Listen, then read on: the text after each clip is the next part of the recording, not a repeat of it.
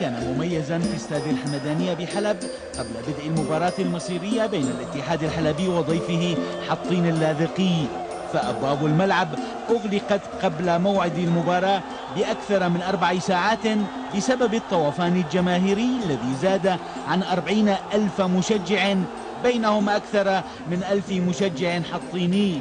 جماهير الاتحاد التي ارتدت اللون الأحمر أعلنت مصرة على أن البطولة لن تذهب من فريقها هذا الموسم.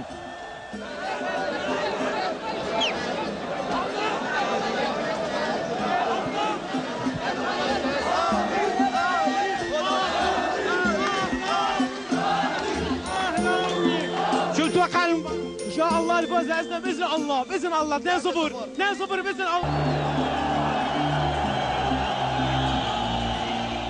تأكيدات الاتحاديين بحسم المباراة لمصلحة فريقهم لم يحل دون إصرار أنصار حطين على عودة حوتهم الأزرق إلى اللاذقية، وهو مكلل بالنجاح الذي سينجيه من الهبوط للدرجة الثانية. مرة حطين ما ينزل على الدرجة الثانية، ونتمنى الاتحاد اليوم يكون بطل الدوري، بس اللعبة بتهمنا إن شاء الله 1-0 لحطين. أزرق هل سيبقى حوتا؟ إن شاء الله سيبقى حوتا، والنتيجة إذا الله راد 2-0 لحطين. بدي موت حالي عن جد، انا ماني مصدق، بتمنى نفوز 1-0. حاطين ان شاء الله باذن الله تعالى 2-0. مين بتوقع يفوز بالمباراة؟ تعادل.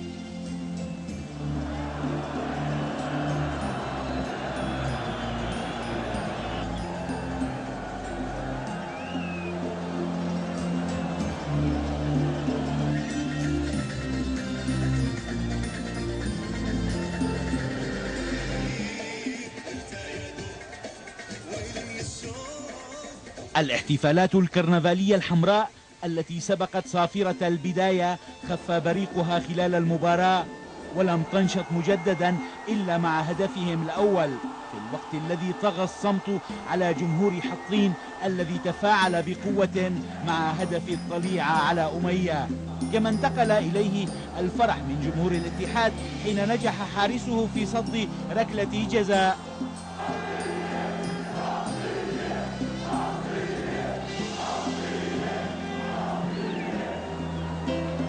الاتحادية الكبرى كانت أكبر من الوصف عندما تمكن محمود آمنة من تسجيل هدف التعزيز الذي قطع الأنفاس عن الحطينيين الذين شاركوا بعدها الاتحاديين الفرح عندما علموا بخسارة أمية أمام الطليعة. الاتحاد فريق كبير وحطين بالسهل انه ما يهبط على الدرجه الثانيه، يعني حطين فريق كبير وبالسهل انه يضل الدرجه الاولى، هو فريق الاتحاد. مبروك الاتحاد. النتيجه مقنعه بالاداء اللي اداه الاتحاد، نتيجة مقنعة كثير. ولم يكتفي الاتحاديون بالاحتفال الكرنفالي داخل أسوار الملعب، وإنما نقلوه إلى شوارع مدينتهم حلب التي لم تنم وهي تزف فريقها القلعة الحمراء الذي لم يتذوق لذة الفوز بلقب الدوري منذ أكثر من عقد من الزمن. الاتحاد بيستاهل كثير بيستاهل، وإن شاء الله كنا محروم منه خلال 10 سنين كانت منه، وهلا حقق الدوري. فوز كبير وحلو، وصار لهم 10 سنين عم بيستنوه بالعالم مثل ما شايف،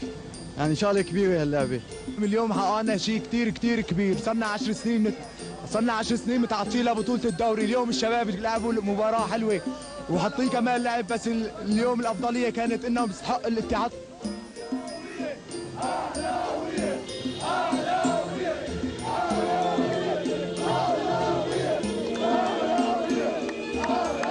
شاهدوا قناة دبي الرياضية لبرنامج الجماهير حلب.